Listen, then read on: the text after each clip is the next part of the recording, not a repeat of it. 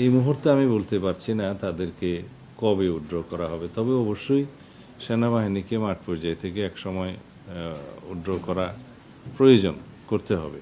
মাননীয় মন্ত্রী, একটা বিষয় হলো যে আপনাদের বিগত বিএনপি সরকারের সময় এই আপনাদের দেওয়া র্যাবের নামও পাল্টানো হয়েছে অন্তর্বর্তী সরকার, এবং তাদের পোশাকও পরিবর্তন করা হয়েছে। তা আপনারা কি সেই র্যাবের নাম রাখবেন কিনা, এবং এই পোশাক যে পরিবর্তন এটা কি আবার চেঞ্জ করবেন কিনা, আপনার বক্তব্য? এটা একটা জন চাহিদা আছে এবং জুলাই জাতীয় সনদেও একটা সুপারিশ গৃহীত আছে যে র্যাবের বিষয়ে কিছু সিদ্ধান্ত নিতে হবে, র্যাব বিলুপ্ত করার বিষয়ে, র্যাবের নাম পরিবর্তন করার বিষয়ে। কিন্তু ওগুলো সব রাজনৈতিক সমঝোতা, কিন্তু বাস্তবতার নিরিখে আমাদেরকে সিদ্ধান্ত নিতে হবে। আমরা একটা specialized force, law enforcing force আমাদের দেশে চাই কিনা, এর উত্তর হবে অবশ্যই চাই।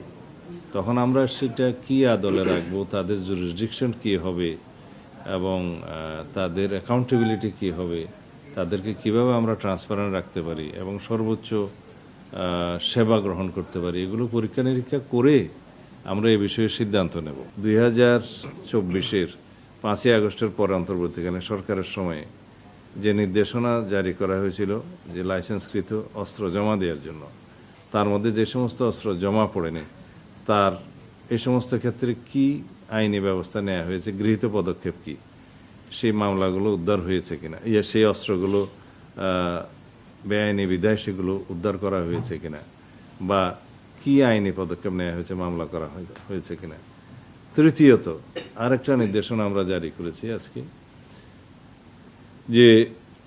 যে সমস্ত অস্ত্রের লাইসেন্স 2009 থেকে 2024-এর 5ই আগস্টের সময়ের মধ্যে ইস্যু করা হয়েছে, সেগুলো যদি রাজনৈতিক বিবেচনায় হয়ে থাকে এবং নীতিমালা বহির্ভূত হয়ে থাকে, সেগুলো চিহ্নিত করে মন্ত্রণালয়ের কাছে রিপোর্ট করতে হবে। সেই জন্য আমরা একটা কমিটি গঠন করে দিয়েছি।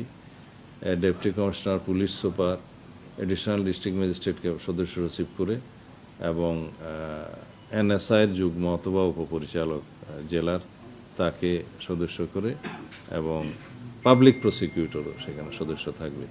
এই কমিটিটা আমরা ফর্ম করে দিয়েছি। তারা স্ক্রুটিনি করে আমাদেরকে একটা নির্ধারিত সময় দেয়া আছে, তার মধ্যে তারা রিপোর্ট করবে যে কোনগুলো রাজনৈতিক বিবেচনা দেয়া হয়েছে এবং নীতিমালা বহির্ভূতভাবে দেয়া হয়েছে।